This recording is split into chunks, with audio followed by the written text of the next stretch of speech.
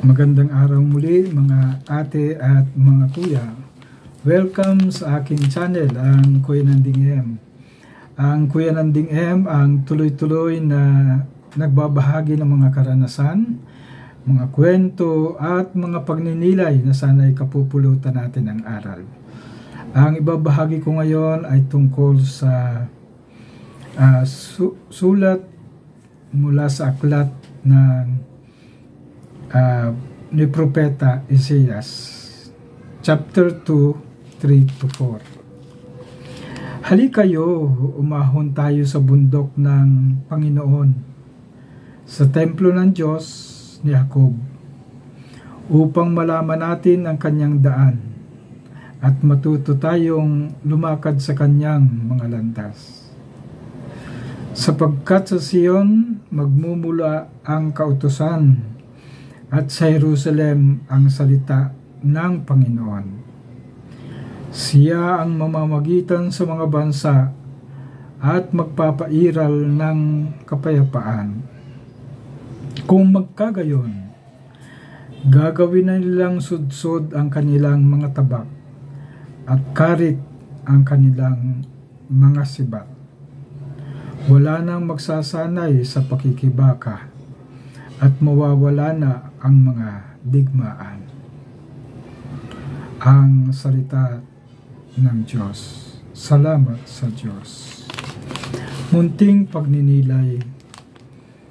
Pinagninilayan ko ngayon ito parte ng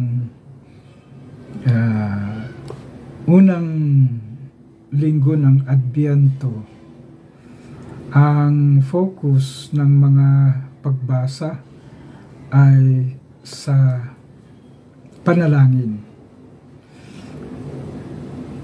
Mula sa sulat sa ni Propeta Isaias, napakahalaga ng panalangin. Noon ang lugar na pinupuntahan ay mga bundok, pero ito ay isang lugar lamang ng panalangin. Kaya napakahalagang bigyan pansin natin, ang panalangin ay isang mataas na paraan ng pakikipag-usap sa Diyos. Ibig sabihin, ang lugar na mayroong kapayapaan, ang lugar na mayroong katarungan, ang lugar na makakausap natin ang Diyos. Kaya ang sinasabi ngayon dito, kung ang mga tao ay napunta na sa matinding panalangin at pakikipag-usap sa Diyos, mawawala na ang mga digmaan at wala ng mga away-away. Kung titingnan natin ngayon sa kasalukuyan, nakakalungkot, laman na lang ng mga balita ang digmaan. Maraming namamatay, maraming mga nagbubuwis ng buhay na wala namang katungkulan sa mga labanan. Mga individual at walang hindi di armas. Kaya kung titingnan natin ang kalagayan ngayon ay nakakapanindig balahibo. Ang minsan pinagninilayan ko at laman ng aking mga panalangin na sana'y ang mga taong ito ay magtulungan, lumapit sa Diyos, hindi yung magkanya-kanya at magsakupan ng mga bansa sa bansa.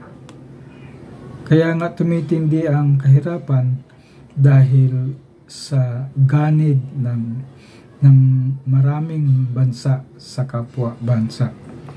Kaya ang sabi ng Panginoon, kung tayo ay nakasentro sa panalangin, lahat tayo ang ating mga gamit pang digma ay itatransform na natin bilang pangailangan ng halimbawa ngayon, gutom, ang mga armas ay pambili ng pagkain, ang mga malalaking eroplano na pandigma ay gagawin na lang na tulong upang umangat ang mga higit na nangangailangan, ang mga taong naghihirap.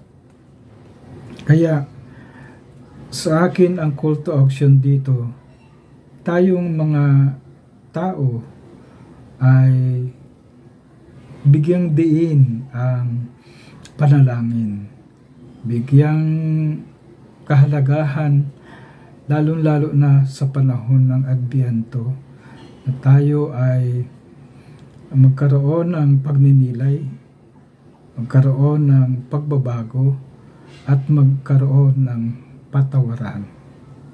So, ito po muna ang aking ibabahagi sa araw na ito. Si Kuya Nanding M, nagpapasalamat at God bless po sa ating lahat.